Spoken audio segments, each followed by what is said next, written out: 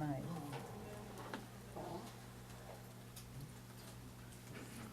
Mrs. Fields, would you stand up, please? Yes, sir, I will. As Vice Chair of the Polk County School Board, it is my tremendous privilege and honor to present you with this 15-year pin Thank for you. 15 years of service as a school board member in the Polk County Public School System. Thank you for your service. Thank you very much, I appreciate it.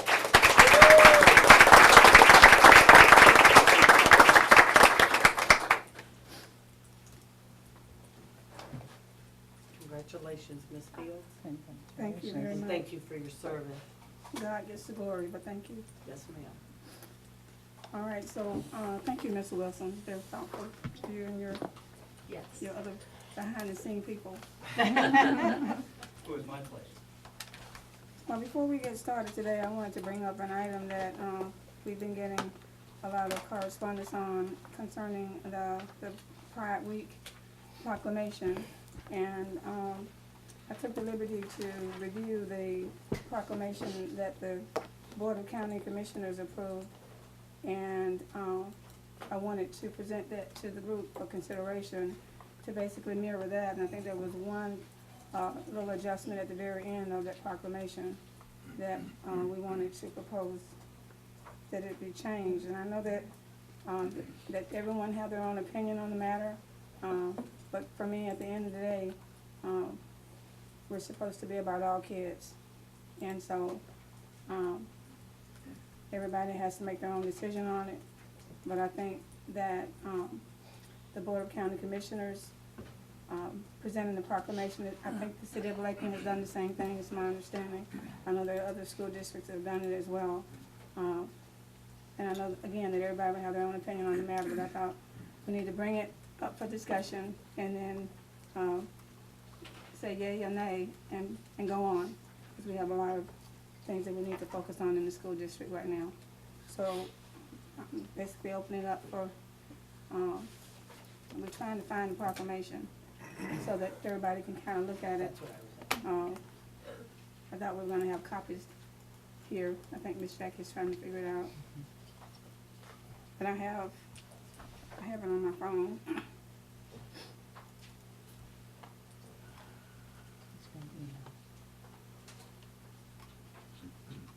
Will this be on tonight's agenda? It would be added to tonight's agenda because this Okay. proclamation is for this, For June, for this okay. week. And it basically reads, the one for the Board of County Commissioners, it says, whereas Polk County, Florida is part of a global community. Ms. Sellers, can you read that, because my voice is not the strongest? Yes. Please. Whereas Polk County, Florida is a part of a global community in which people of diverse cultures, races, creeds, genders, and sexual identities must work together toward peace and understanding.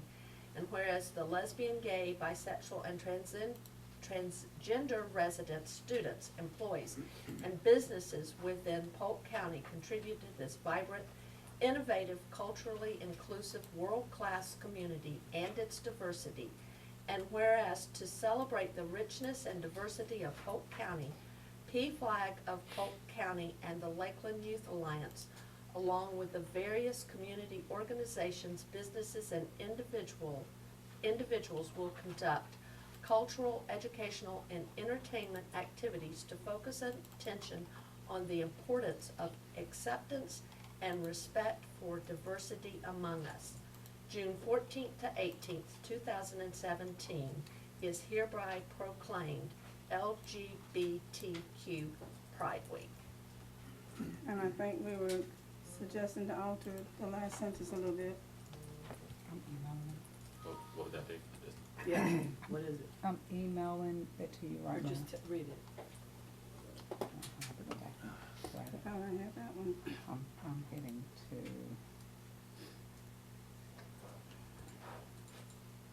Yeah, original one? is that the one that says inclusive week?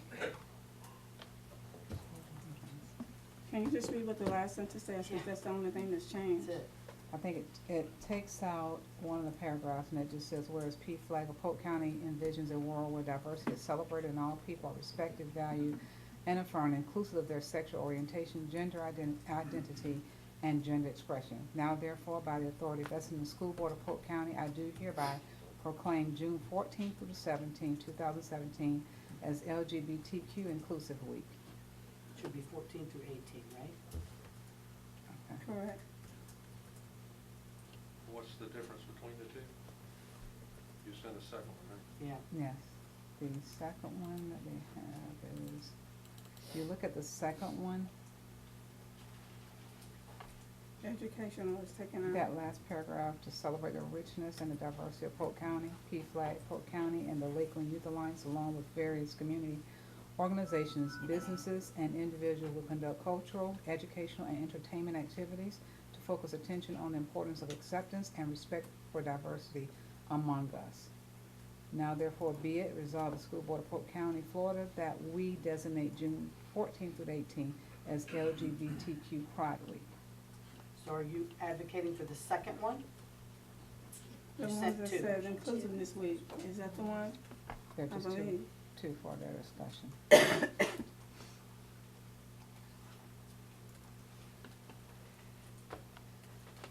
Which, There was just two present, one is aligned with more what the county, and one was, that staff looked at, you know, based for the school district. yeah, But both are there for your discussion.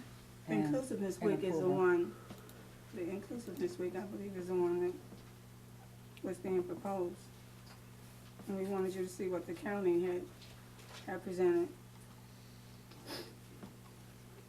I just need to know which one we're, so the one that says Inclusiveness Week is the one you want us to review for tonight? Or the Yes. one without it? The one that says inclusiveness, not pride? Let me go to the other one.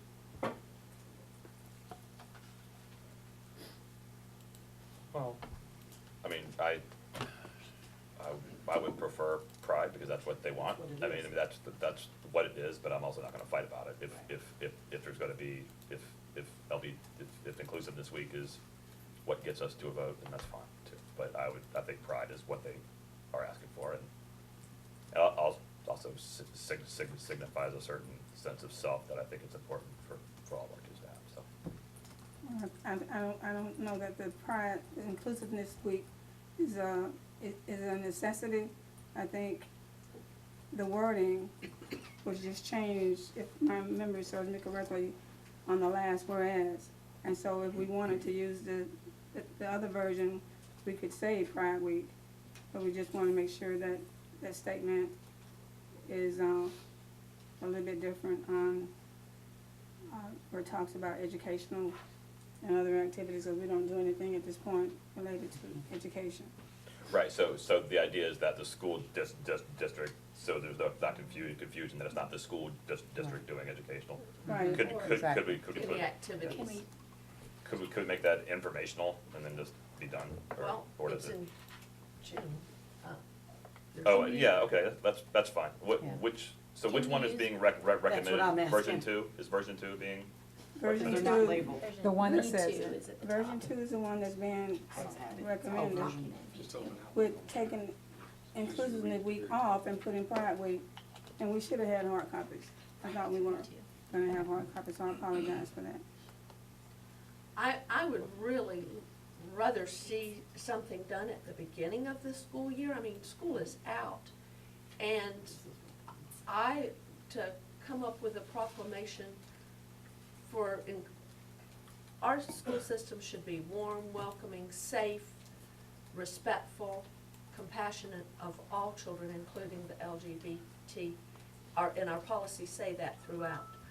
I would rather us see a more school-related proclamation come out at the beginning of the school year that fits our school system more than the activities that are going on now in association with Pride Week, which are not so school-related, because most of our proclamations are about school. School's out right now, and I don't see a purpose of doing one now, but I am very serious about us accepting all of our children, no matter what their race, culture, sexual orient, no matter who they are. We need to be a respectful, compassionate, welcoming, and our schools should be a safe, open environment where everyone feels safe and secure. I think a more meaningful proclamation would come at the beginning of the year. We would have some time to work on it, and it would be meaningful to our students more than a proclamation now. And this would be an emphasis of our LGBTQT students, but it would also be inclusive. I would prefer, I will, the second one, I won't not vote for it, but I would prefer us to be, supportive of something in the fall at the beginning of the school year that's meaningful to school children. This week is not so much about children as what we could make a proclamation for. Go ahead. No, you can. Well, Let me acknowledge, please. Thank you. Yes. I think having attended the Pride event last year, they have a whole session built around education. One of the really positive things that PFLAG and the Youth Alliance are doing is working with kids who are working through what it means to be LGBT and helping them, navigate adolescence in that way, and are doing things that are very helpful to protect them from bullying or to engender a sense of self. I think they work very closely with many students that, for one reason or another, over time, the district may not have done a great job of providing services for. These services, to my, aren't provided at school; they're outside of school. But it's an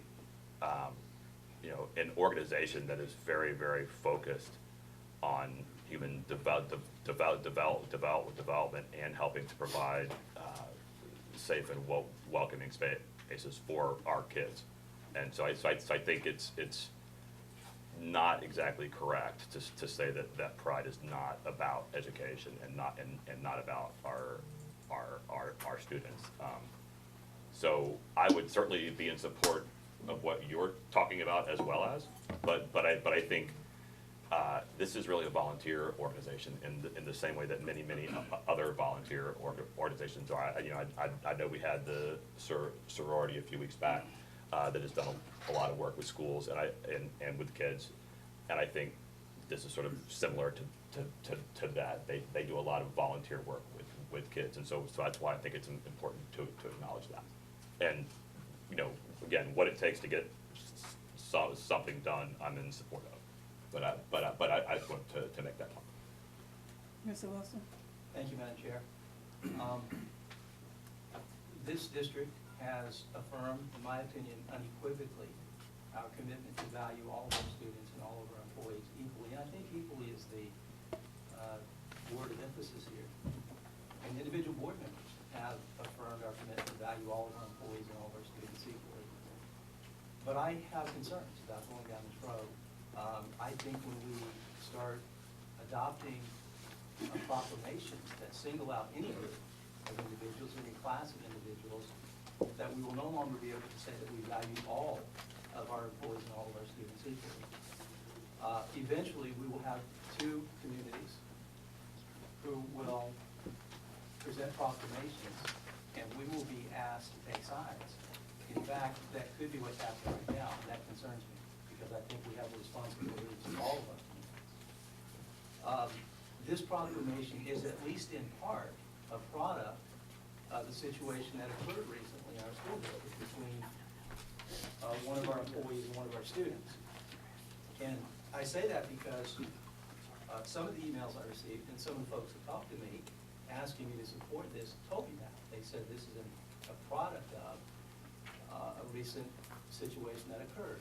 So I'd like to talk about that just for a moment. As we all know, there was an allegation made against one of our employees that they had told one of our students that their parents were going to hell because of their sexual orientation. That's a very serious charge. The school district took that seriously. The superintendent investigated that charge. As it turns out, there was a video camera that recorded the conversation between the employee and the student. It was determined from that investigation that the employee did talk about religion. That's a violation of school policy. The employee was counseled and appropriately disciplined. Never did the employee say that the student's parents were going to hell. That simply didn't happen.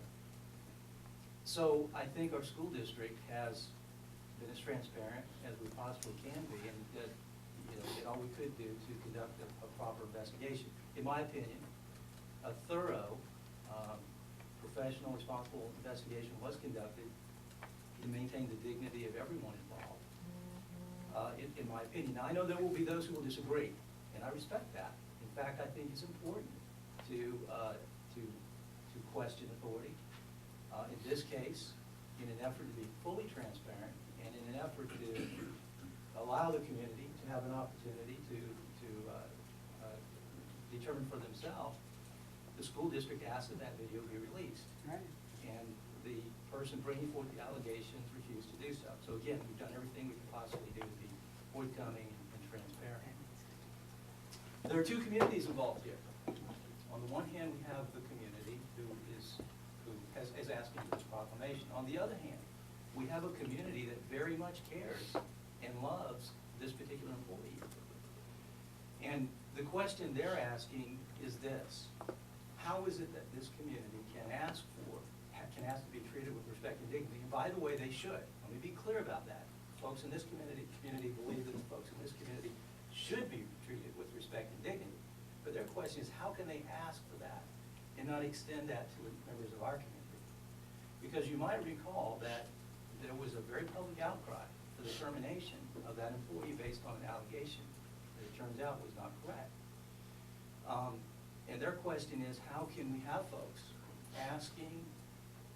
demanding that the livelihood of an individual be taken away from them based on an allegation that it turns out was not correct? So we're caught between two communities here. And I'm concerned about that.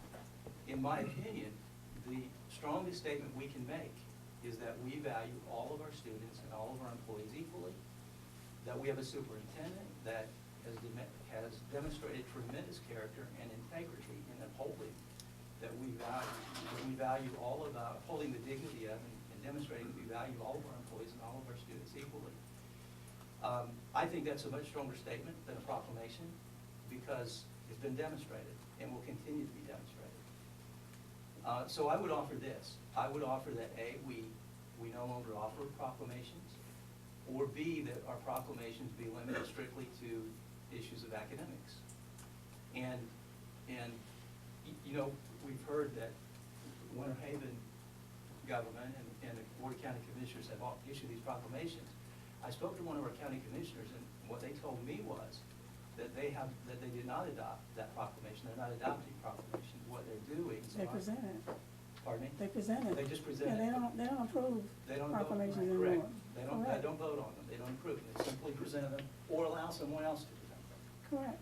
And I'm okay with that.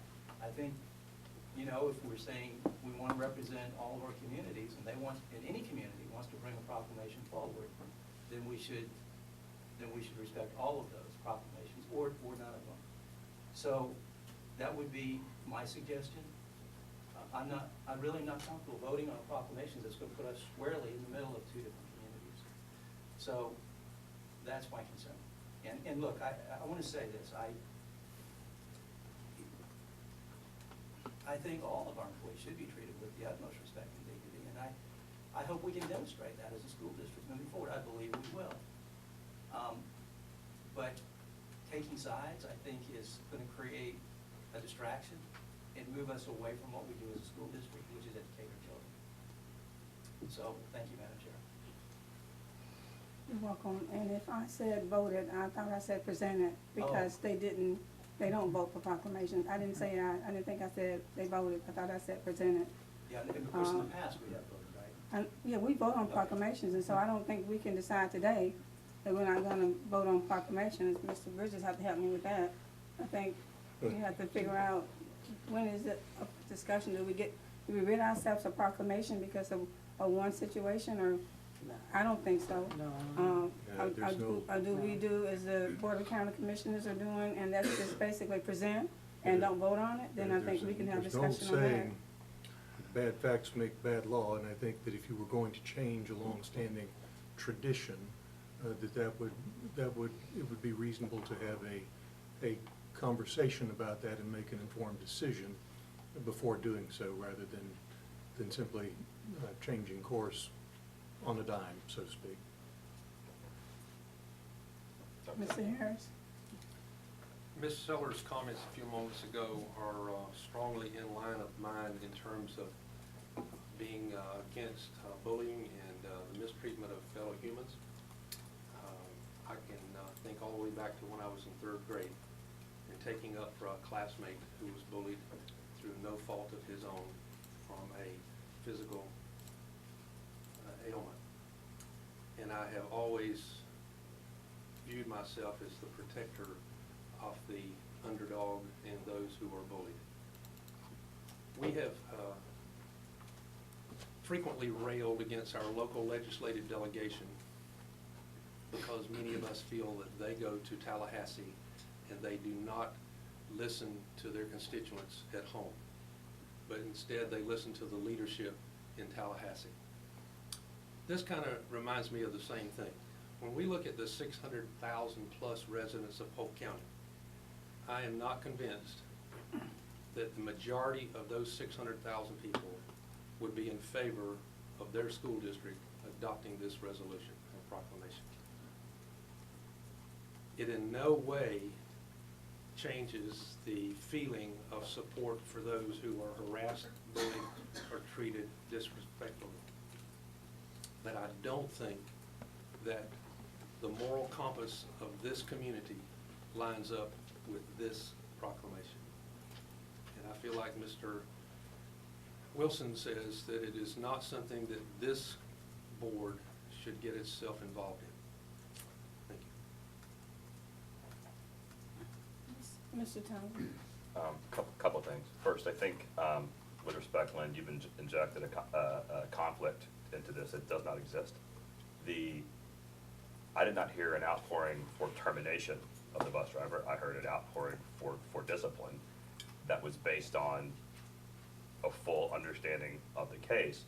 The intensity that came from the meeting, if you think back, was we had a very specific request from someone in the LGBT community to simply make an expression of support. Not an expression of termination, not an expression of punishment even. They asked for an expression of support. I said, yes, let's do that. No one wanted to do that. And then that's where the conflict came from. There is nothing in these 4 paragraphs except positivity. There is no side being taken except the side of richness and diversity. So I want to make sure we're not injecting conflicts that don't exist. If you don't want to vote for it, don't. But don't manufacture reasons that don't exist. 2,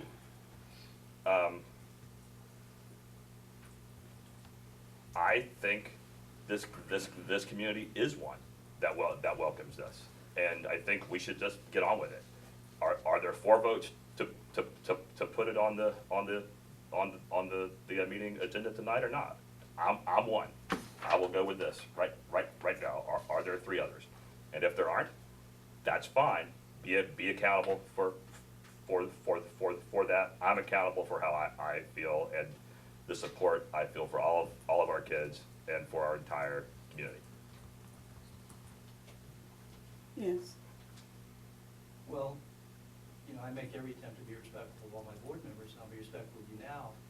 It was very clear to me in the emails I received and in that meeting that folks were demanding for the termination of that employee. And I've heard from that community. Perhaps you haven't, but I have. It's a very real issue with them. Perhaps not with the folks you're listening to, but there are some folks for which this is a very real issue. So I'm not manufacturing anything. It's real. And I'm concerned about that. And my question This is not a response to it. Well, it is in part because folks have told me that. I have the emails. I wish we haven't shown them to you. But I guess what I'm saying is, why would we not say we value everyone, and that be the end of it? And say that we will stand up for the rights of everyone, and that be the end of it, instead of, what is gonna be seen, whether we like it or not, is taking sides. That's gonna be a product of this. So I am concerned about that, very much so. You know, at the end of the day, I don't think that, and excuse my language, you're gonna be damned if you do, and you're gonna be damned if you don't. And I think that what we ultimately have to do is what we think is best, and we might not all agree, and it's okay not to agree. I think one of the things that I see is it's kind of, we're the largest employer of Polk County. So to me, it looks a little bit strange, for whatever the reasons may be, that the Board of County Commissioners can put their differences aside, because we don't all agree with the lifestyles of other people, but that's not for us to do. We're not supposed to be judgmental. That's not what we're supposed to be about. We're supposed to see everybody through an open window and see the goodness in everybody. And I just have a problem that the Board of County Commissioners can present. They didn't approve. They can present a proclamation. I believe the city of Lakeland, my understanding, presented. And then we, as the largest employer, choose not to do that. For whatever the reasons may be. Maybe we are opening up a can of worms. I don't know what we're opening up. But I am in support of presenting this proclamation, because I think at the end of the day, it's the right thing to do. And whatever the consequences are from it, so be it. Ms. Cunningham? Thank you. I hear everybody's comments today, so I feel like I need to weigh in. As to which proclamation, doesn't matter to me. I view this whole situation maybe a little differently.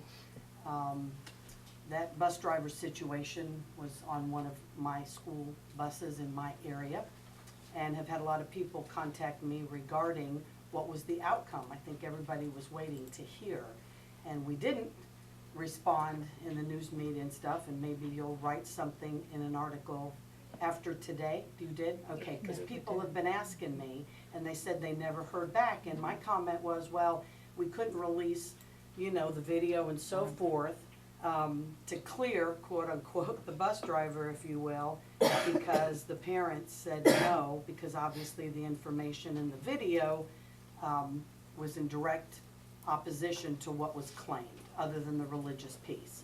So I'll need to get with you on that, if you can, Madison, and send me a date when you did it, because I've probably gotten over a dozen emails asking, and I said, we'll hopefully get something out there. So here's how I feel. I see the two things totally different. I kind of feel like that situation with the bus driver happened, whatever, blah, blah, blah. I think as we move forward with the diversity in our communities and with the amount of kids that may be impacted by this, I feel that we should do a proclamation. I view it as other proclamations that we do throughout the year to recognize a particular week or particular dates or whatever. We do so many throughout the year. I don't know that I would necessarily agree with Ms. Sellers to do one now and then do one at the beginning of the year, and blah, blah. I just think you do one proclamation, presenting a proclamation that tells this community, who I feel feels constantly shunned and not respected in general, not necessarily at school or on a bus or walking or whatever, that we do respect diversity in the Polk County School District. I think that's huge. So I would be in favor of it. I'm not sure which one is being really recommended, but either way, I think something needs to go out there to follow suit with our county commissioners, our legislators and on, because these folks feel for some reason, and perhaps that incident brought it to light, I haven't heard the connection, to the two. I'll be honest with you, not any of my folks have said that. Just simply, hey, we want to be heard, we want you to understand that we're a part of your community, and we'd like to be, have a proclamation just saying that. And to me, that's okay. You know, we do them for a lot of different other folks. I mean, is it gonna get to the point that every month we're gonna have proclamations? I don't know, and at that point, we can deal with it. But today, right now, and today, being that it is Pride Week, and we've been asked very graciously and very respectfully through emails, phone calls I've received, faxes, you name it, to please consider this. And since I didn't see anything, I wasn't sure if we were gonna talk about it today, but I'm glad that it was brought up, and as long as staff is recommending whichever one, I'm okay with that. So I would be in favor of moving forward tonight and to issue the proclamation during this week to show respect for that sector of our community.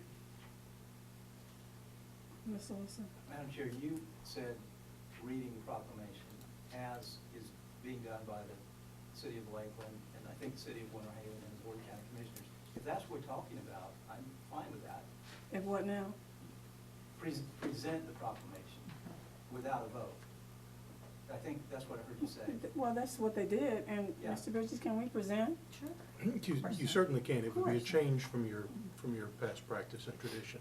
But it's not, it can be done informally without board action, like the county has. At the board meeting? Yes, ma'am. at the Yeah, board publicly, meeting. okay. Well, the county commissioners, to my understanding, used to vote on the proclamations, and then I don't know how long ago they changed their practice, and now they just present, they don't vote on any proclamations. And that's what Mr. Wilson was talking about, but my thing was, today, I don't think needs to be the day that we decide on it, that's gonna be our practice. I don't know what our practice needs to be at this point in time. I'm almost like Mr. Townsend, I think we just need to decide what we're gonna do, and then just, do it. And Ms. Reynolds' hand was up. I do agree with Mr. Wilson as far as it needs to either be all or no. If groups are bringing forward proclamations, it can't be, we're gonna pick and choose which ones we wanna support and which ones we don't. I think as far as this proclamation, I would love to see version 2, but calling it LGBTQ Pride Week at the bottom as opposed to LGBT I think that's what we're doing. Inclusiveness Week. I think that's what we're doing, right? Well, that was No, the, this is a different one. this was the first version. Wording That's of what I this. had. Okay, well, then, I'll Okay. sorry. Then, yes, exactly what you have written on your. That one? Okay. The one that said inclusiveness, I guess Inclusiveness Week, And but just calling it Pride. Calling it Okay. Pride, Pride Week okay. on it. Yes, Mr. So Wilson? I'm still a So little you are confused. When I spoke, one of the things I proposed is that we do what the Board of County Commissioners is doing, which is present it, but not vote on it. And if that's what we're saying we're doing, I'm in favor of that. Is that what we're saying we're doing? I don't know. I don't think we agreed on whether or not we were presenting or we were voting. Okay. Because I saw a couple of heads shake no when we said presenting.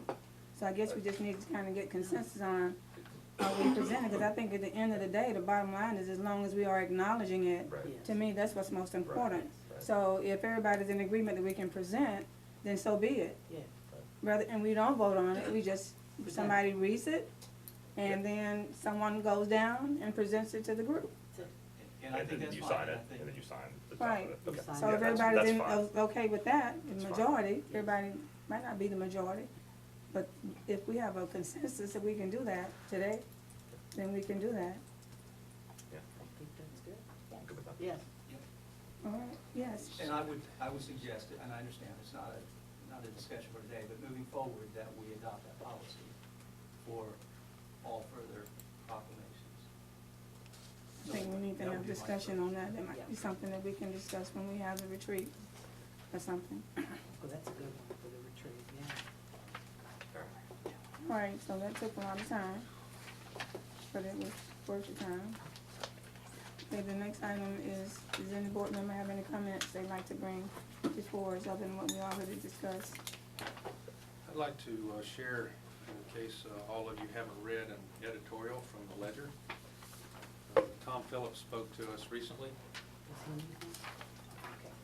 and this is just a copy of the editorial that the Ledger ran in regards to the Colts program. I thought that, make sure that all my fellow board members received a copy of the editorial. We have been, as a board, very supportive in the past of this program, and I, for one, would certainly like to see it expanded. I think it'll help the bus system in Polk County. I think it'll also help the students in Polk County. Thank you. So what's the gist of it, Mr. Harris? I just wanted all of you to be aware, because some of you might not have seen that. It came out this week, and So let the middle They school are- join the high school they on the are bus? really saying, yes, that we do need to have some kind of signed documentation because of the perceived liability, but the real liability lies with the Colts program and the bus service. But we ought to be able to accomplish both increased ridership and solve our risk management issue of having parent signature allowing kids to ride. Okay, thank you. Hopefully, we can move that issue forward as a district. You want to say something, Ms. Ms. Reynolds? Reynolds?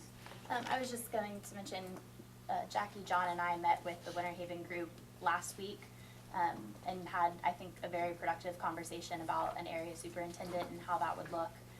The community is extremely supportive of the idea, which is great. We're hoping we can maybe get some space donated. We had a gentleman from 610 in the meeting with us, so we're hoping they can help us out there. But it was, I thought, a very productive meeting, and that position is in the staffing plan, so, which I believe you said the description won't be ready until Right. July, but, because we're still Okay. working at what it'll look like, but it was a very productive meeting, so I just wanted to let everyone know. Can I just say thank you to you guys for that? I know that's been a complex thing to navigate. I'm excited about the possibilities of that. Yes.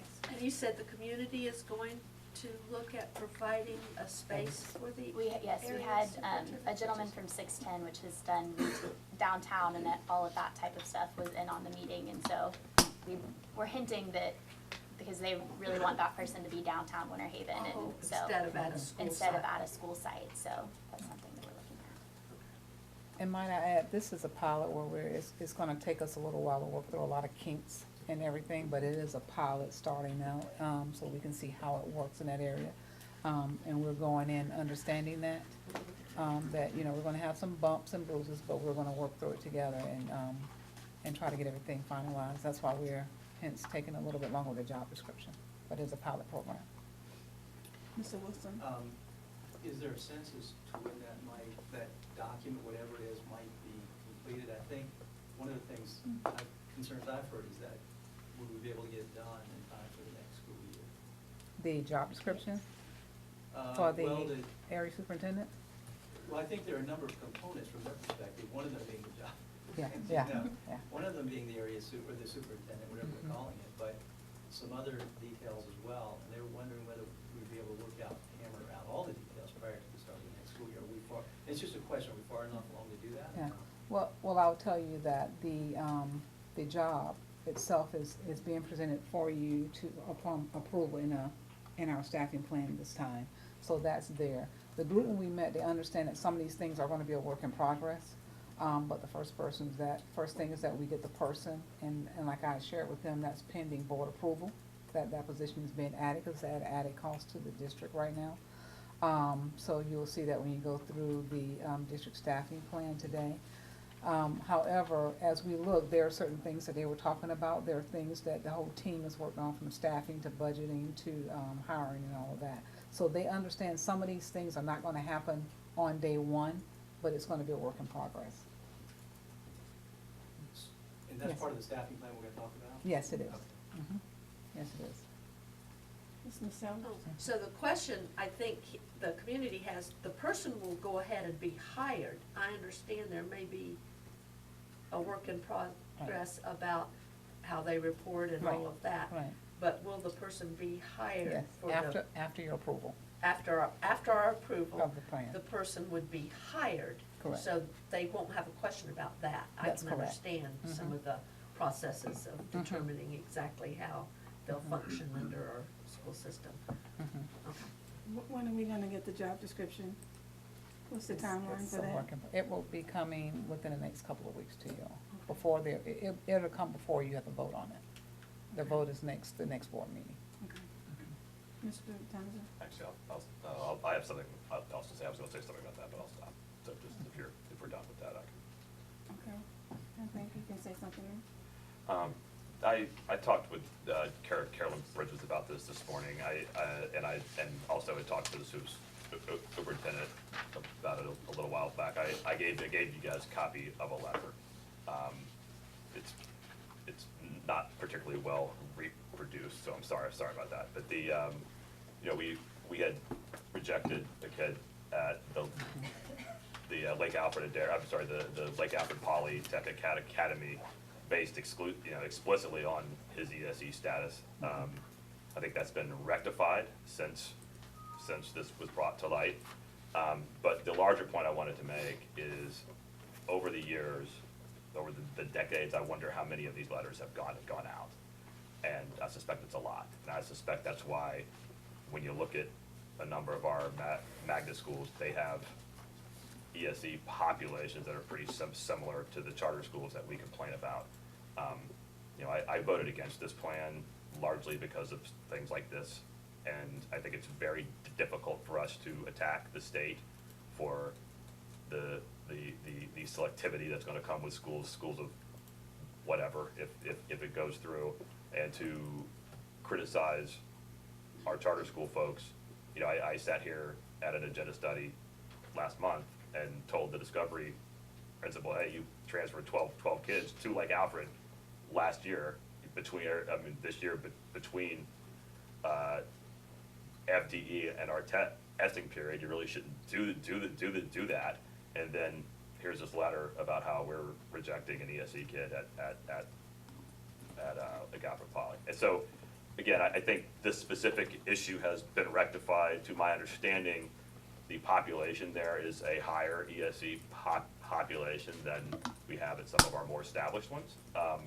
But it's more the spirit of this, and how if we are going to be about community and choice that is meaningful and fair, we need to hold ourselves to the same standard that we want to hold other schools to.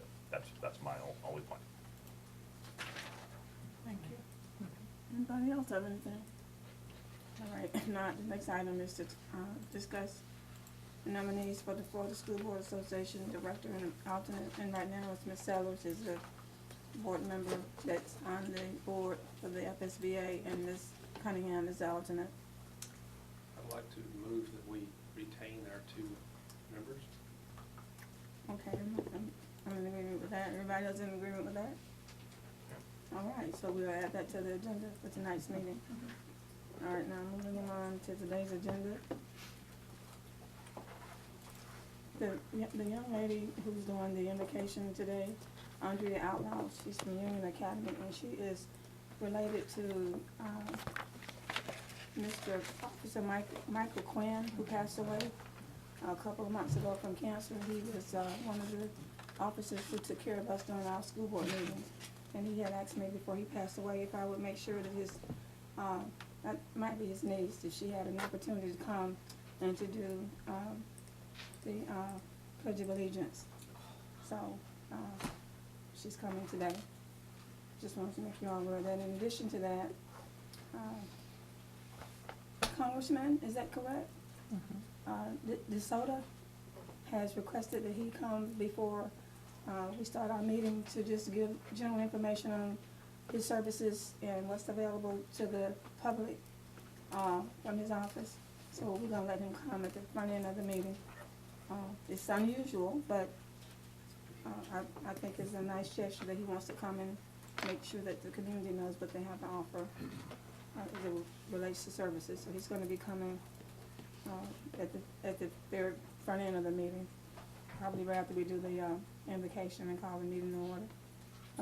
Ms. Bridges, we shouldn't even call the meeting to order. We probably should just let him come That's right. after the, Madam Chair, that's at your discretion. It's my Okay. understanding that the congressman made his request yesterday. It's not an agenda item. It doesn't require official action by the school board. okay. So you have the discretion to allow that at such time as you see fit. All right, I'll figure it out. Thank you. Yes, ma'am. All right, so moving on. First item is accepting the agenda. And we have quite a few special recognitions. And I don't know if we have any speakers for tonight's meeting. We have 3 sets of minutes. New administrators. Yes. And then you go to business services, C12 through C15. Anybody have anything on those items? C16 through C19. C20 through C26. C27 through C29. Going through donations, C30 through C60. C61, 62. 63. 64, 65. 64C and 65. 66. 67 to 69. 70 to 71. 72 to 73. When you go to the regular agenda, we just dealt with hour 74. And then we have 4 contracts, hour 75 through hour 78. Yes. Our 76, this achieved 3,000, and that's a pretty big figure. I guess Dr. Riggs is here. Yes, Can we, he is. I mean, is this replacing something? With, Dr. Davis. So, when you're looking at, core instructional material or even supplemental instructional material, with your intensive reading classes and secondary, is really the target group for Achieve 3000. And we consider this part of the core instructional material for those classes.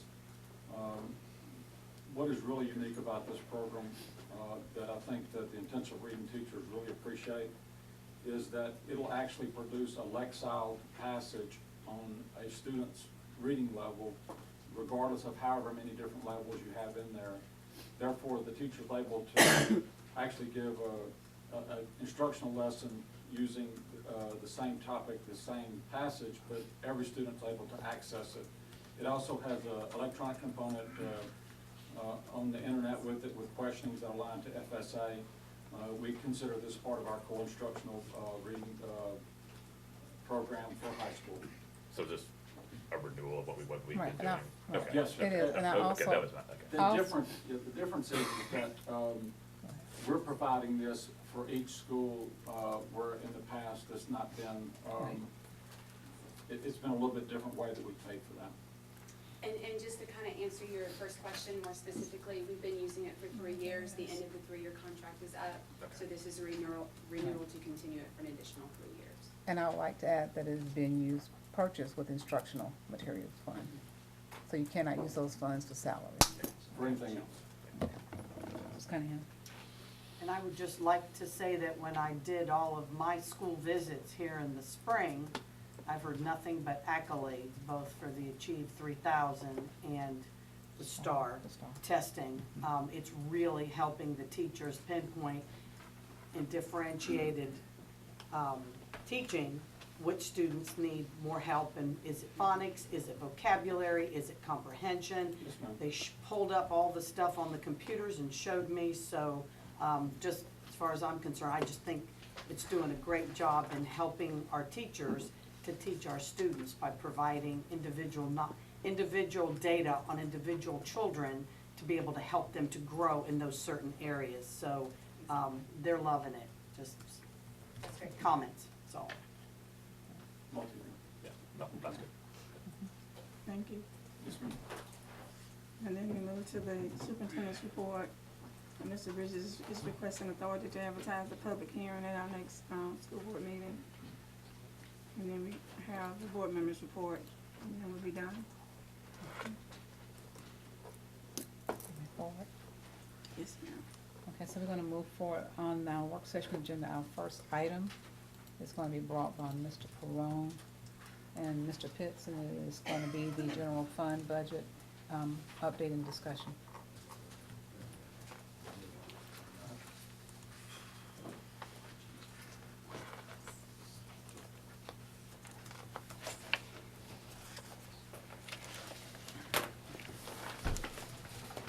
Good afternoon.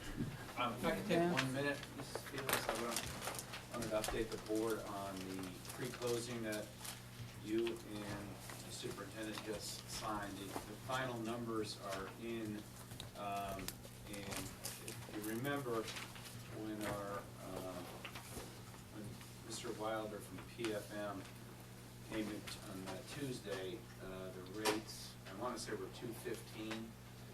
They dropped again in our favor on Wednesday morning, and it dropped again Thursday morning. We tried to lock in and just missed the window of 10 o'clock, but on Friday they went down even further. So we kept getting better and better, and I was lucky on that one, but it was, the present value savings is 997,000, just shy of $1 million, so I just wanted to update the board on that. I think when we first started talking, it was 800, 850, so. So we have our final budget, I believe, or close to final, because we don't have the 7069 answers yet, but, so we've updated our one-page sheet, and if you look, the first two numbers are the same, but we have new revenue numbers based on the special session. And so we have new revenue growth for students of 5.3 million, and new revenue discretionary for 2.6, so a total of 7.9 new revenue. 7.9 million? Yes. And that's non-reoccurring, correct? That would be, That isn't- well, part of it is if the students, part of it is for growth from the students, so we have, it's a kind of a mix. But then they did, That was based on the increase in the base student allocation. We picked up in total 9.7 million, but 7.9 represents those two categories. categoricals is that other difference that is we're looking at discretionary versus non-discretionary. So depending Categorical. on whether it's recurring, depends on next year, if they lower our BSA, it would be non-recurring. If it increases, then it's recurring, so. And how much of this is dollars that we would subtract due strictly to student growth? That's the first number there. That 5.4. So we really don't have that Well- to go spend on something else if we're gonna have to increase the number of teachers to provide services to the increased number of students. If the students, as I've said this before, if 25 students come in and go into one building, you literally lost everything and you're gonna get a teacher. We won't That's know fine. that until after the 15th Correct, county but measure. if we sprinkle them around the district and all throughout the district, you gain more of that 5, so it's somewhere in between. Ms. Sellers? How did the new did they increase the number of students they thought, because we had 400 students, correct? And before, wasn't it like 2.4 million for the new growth? Do you remember? Correct, that was correct, based on the lower base student allocation. Right, how did it double and then the new, because wouldn't all of our students get the new student allocation? Am I making sense? Yeah. I'm thinking, how did we just get 2.5 million for the rest of our kids if our 400 doubled? I don't understand the numbers. If you go to the back sheet, I know it's very difficult to read. Okay, I just tried to fit everything on one page. What I want to show is, as we do these budget meetings throughout the year, you guys know the numbers are very fluid, okay? So, a year ago, our budget was based on the second calculation, that's the first column. The second column, the fourth calculation, is what we just ended, or will end the year with. The conference report is what just was approved this past week, and that's what our tentative budget is going to be based on. When we come to you in July, we'll have a different set of numbers, which will be the second report. But your last two columns show the difference between the adopted budget a year ago, and then the last column shows the difference between the fourth calc, which is how we really ended the year. So you'll still see the same in that that last column, the same amount of students. It's just that they increase the base student allocation on those new students. Each student's worth more. Yeah, so the number that was thrown around was $100. Of course, we didn't get the $100, but what we did get, it did pick up an extra $3 million on top of that, so. So instead of, we showed you $2 million last time, now we have $5 million for growth, and $2 million just in discretionary. But the $5 million isn't just for those 400 students that they expect the new growth, right? It is. It is. So before, they only had us at 2 point. Well, before, we were actually going to lose on a per student basis. We were gonna lose $8 per student. So now we've picked up those extra funds that we can multiply times those new students. But why, for the new students, but for our existing students, we also should have gotten that per student money, correct? Correct. How is it only 2.5? That's what I'm having a hard time understanding, because it seems like our new growth for our students last time was 2.4 million for the whole 400, right? So now for the 400, we've more than doubled that amount of money. But for the rest of our 100,000 students, we only got 2.5 million increase? Does that make sense? Am I not making sense? I understand what you're saying, but the rest of those funds are tied in to that 727 million of last year's revenue. We're picking up, sir? I think maybe, so for the new students, we're receiving an estimated, whatever our total FTE is, $7,000 per student for 400 students, yeah. The rest of the students were only receiving a few dollars more per student.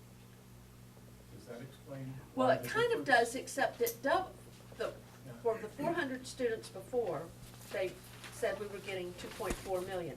Now, they've increased a little bit, not even $100 per student, and suddenly we're getting 5.381 million for those same 400 students. It's more than doubled, but the money didn't double, we're not getting 14,000 per student. Am I making sense? I don't understand how Are you getting more money is what you're saying? You No, don't it's not a understand. higher factor. I'm just going back to my sheet and trying to figure this out in my head here. Because it's It's a- doubled, I'm sure it's it's a doubled for question. the 400 students, if I'm reading this right.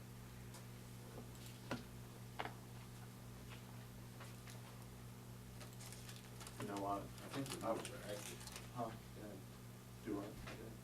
What do you want to say? They're accurate. Yeah, I think they're accurate too, but It might be what was the last, The last time that numbers weren't accurate? that's what I wanna double check. Okay. Double check, because These are Mr. accurate. Small's right, 460, you're gonna have a larger number on 400 times 7,000 versus $10, $30, whatever it is, on 100,000. Oh, I And so understand that, I but, think we're okay there, but Student we'll double allocation. check on what was the 2.7 last month. yeah, that's because we've more than doubled and it's, okay. So, okay, so, But they don't have to pay some we're of saying the it. total available revenue, 2017-18, is now 799.6 million. We still are estimating our budgeted expense going forward, if we did nothing, at 770,700,000. And then we have the new items that we showed you throughout the budget process. So the staffing growth, although this is our estimate, it would go back to Mr. Harrison's question. We're thinking of that 5 million in growth, at least 1.2 million, we're gonna need to use that to offset the cost of those new students. We told you we had a 3% department operating reduction in budgets as they sent those in, and we achieved 780,000 in savings from that. So the net there is 398,000 cost. We talked about McKay increases, they go up every year. We use the increase that we've had on average over the last few years, or 1.1 million. School operating expenses were, although it's a small amount, we're putting in 110,000. Out of the legislation, the FRS rate increase is up 4.4%, and that is a $1.4 million increase to us. The next line is the turnaround, and we have left that in because we don't know the answer to this one yet. That's the only one we don't, so we want to keep that in there and be conservative. We're not, I'm not holding out much hope that there's going to be any change there, but it is still out.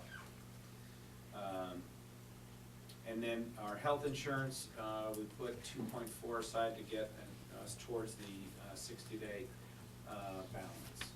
And so our new budgeted expense is 780 million.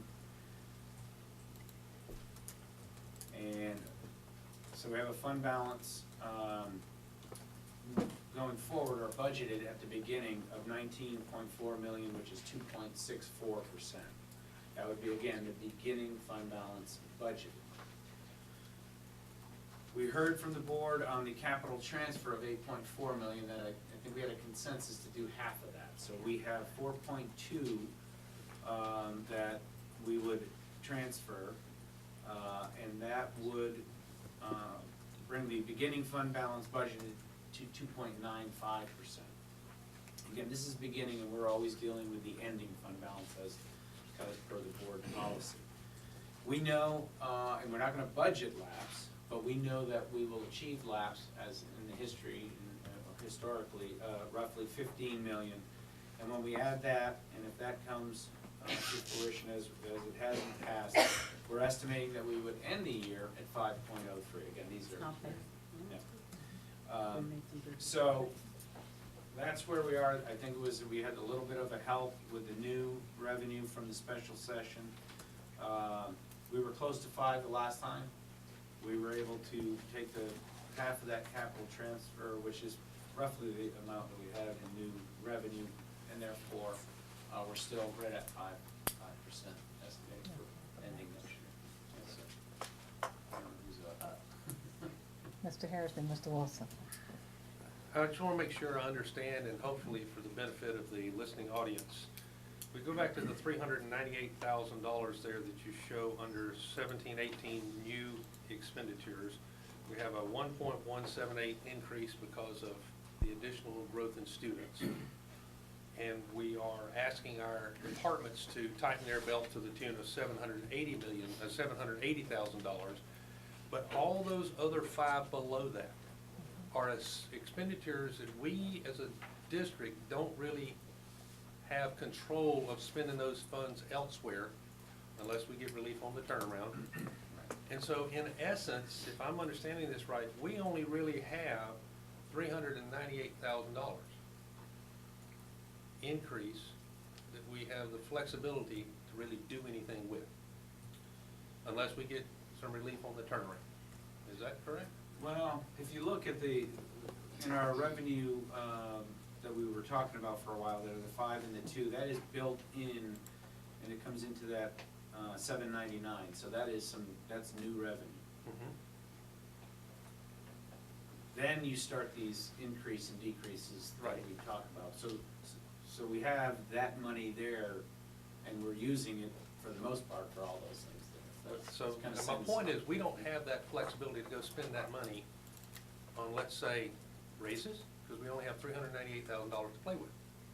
Because we have those 5 items listed, and if we do have to spend the 4.1 on turnaround, that pretty much kills the flexibility, in other words, of increasing expenditures in other areas. With $398,000, it's not much to go around. Thank you. That's correct. Mr. Wilson? If 7069 passes, there will also cap Yeah. the money that was That's spent correct. for parental involvement. I'm wondering why that's not included in here. Do you not know what that is? There's no way of calculating that? So what we're doing, to address that, with the Title I cap, is making sure that we shift those resources, to the schools, and, we're already working on a plan for it that, we don't, the services that we've got for our parents and the support that we have, we're able to mitigate that. We're working on a plan for that, Mr. Wilson. So I'm thinking that in translation, and look, I don't understand if that's the case, it means that we may have to cut some services. What do No, you think? we're looking, Okay. the way we're looking at it between, Title I and between Mr. Cron and Mr. Pitts is, being able to, shift things around, to where that we don't have to reduce the services for our parents and our students. Thank you. And my next question is, I think Mr. Townsend pointed this out, that a step increase is 4.2, 4.5 For this year. for this So, year. I mean, we're thinking ahead for next year. So I think it's 4.1. the removal of those funds from Title I, or to Title I, from Title I, and we have to take out our operating budget, could mean an increase to our teachers. Yeah, I just for this meeting, I calculated if we gave the districts a 1% increase, that would cost $4.7 million for a 1% increase. That would be recurring. Ms. Sellers, then Is- Mr. Townsend. The Bill 7069 also, that would cause the turnaround dollars to have to come from general operating. If that bill passes, we cannot, is that correct? Because we used those dollars were Title I dollars Yeah, last year. Yes. The bill would not allow, whatever Title I paid for this year for those schools, it would not allow that next year, so that's why we put a plug from the general fund, so we can maintain those services. Those were above services other than their, because they already had regular Title I dollars for those schools. Those schools had their regular Title I dollars, and then we took more Title I dollars on top of their regular Yes. Title I dollars. And you're just, the 4.1 was for the 5 schools. Yes. So if we had more schools, that would be more money that we would need to come from other funds. Mr. Townsend? I'd just point out that the place we do have flexibility is in fund balance. That's a choice. 5% is a choice. And as long as we don't have a partner at the state level, which we don't, as long as we have a state that controls our budget almost completely, will not allow us to fund ourselves, will not allow us to reap the benefits of the development in our own community. I think that's the one place we have flexibility that will be recurring. The 4.5 or the 4.0, if we decided to go to that, would be recurring, because that's where we'd be each year. So, I mean, y'all tell me a better answer, and we'll go from there. Mr. Wilson? Well, I agree, except that that's not what we're starting, and we don't know. The 5% is just an estimate, and if we don't hit it, again, I don't want to go head-to-head with the state anymore. We keep losing that battle. So if we start next year at 5%, I agree completely, and we should take a look at it, but I mean, I've sat in Jason's seat, and it's not comfortable when you're estimating those things, and you're not sure if they're gonna work out or not. And if I may say, there is not one advisor that recommends a 3% fund balance. That is the red flag. Do not go lower than this. The GFOA, which is the Primary Government Finance Officers Association, recommends nothing lower than 10%. Now, we're a large district, so we can carry a lower fund balance, but 3% is as tight as we would want to go. So you think about 3%? Okay. Ms. Fields and then Ms. Cunningham. And the thing that I'll keep saying over and over and over and over again is the lapse monies. If you take the lapse monies out, we're at 2.95. And it is not good practice from my understanding for us to even, and I see how you excluded it. And it's good that everybody can see that, because if you don't include the lapse, you're right at 3%. Ms. Cunningham, then Ms. Sellers. Yeah, couple comments. I'm glad we did the capital transfers we had discussed. I thought half of the 8.4 was the right decision to make. It's obviously made a positive impact on our fund balance. I too look at the lapse. Again, that's estimated, that's projected. Is it great? No, because that means you've got positions that are vacant and people that are not sitting in those positions. So I hate that the lapse monies are as large as they are, but I understand we're going on a historical trend here for budgeting purposes. But those dollars could very well be, I don't know, half that amount or whatever if those positions were filled appropriately. And then you come down to the actual fund balance after lapse, if you will.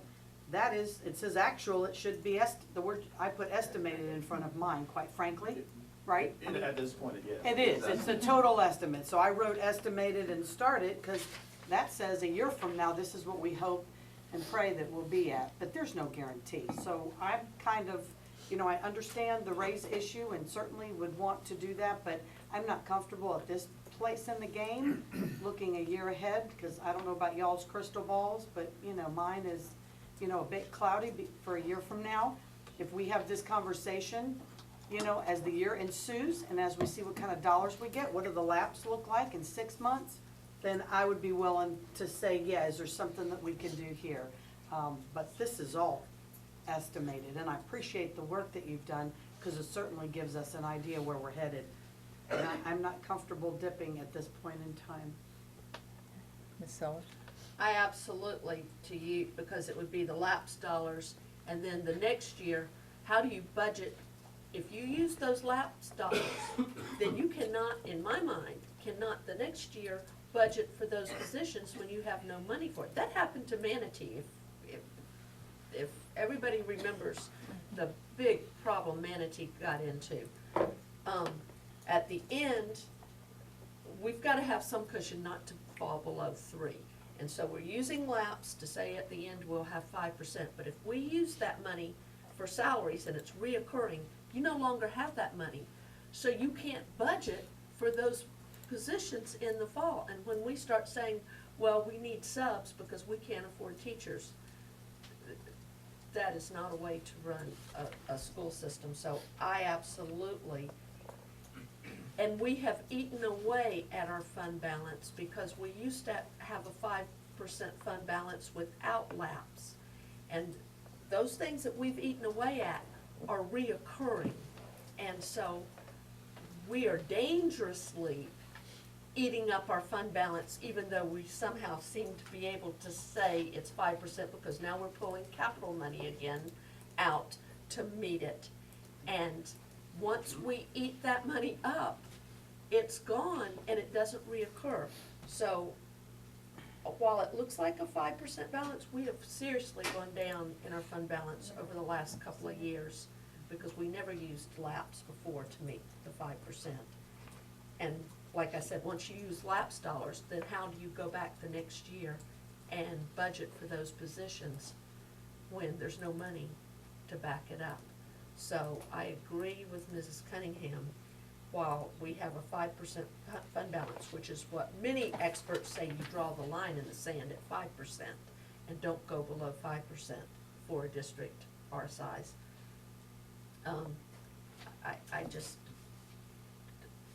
We can't spend our lapse dollars. Otherwise, you can't budget for those positions. Mr. Harris. Just as a refresher for my fellow board members, following on what Ms. Sellers and what Jason said in regards to the Manatee County issue and the bottom at which we should look to have a fund balance, that's one way to get a new superintendent and new board members. Just go ask Manatee County. That's what happened down there, for those of you who maybe don't remember that. It happened to them. It'll happen here. If the state steps in and said you have been almost criminal in your coverage or looking after the financial health of this school district. Mr. Thompson? We need subs because we can't hire teachers. The state's gonna do what the state's gonna do. They won't let us fund ourselves. When did this happen in Manatee County? 6 years ago, 5 years ago? Pre- Three? Just 3. I was thinking it was longer than that. Four. Does, Diana's does Manatee County still exist? Are they still providing public school services? Yes. Amazing. Guys, we have a giant scope of service to provide. We are not primarily in the business of property management. We are in the business of educating people. There is a giant difference between a 4.5% balance and a 3% balance. I in no way propose a 3% balance. I do propose, you said we have no flexibility. We do have flexibility. We have chosen, and I'm willing to face the public. I am willing to face the voters. I am willing to face the state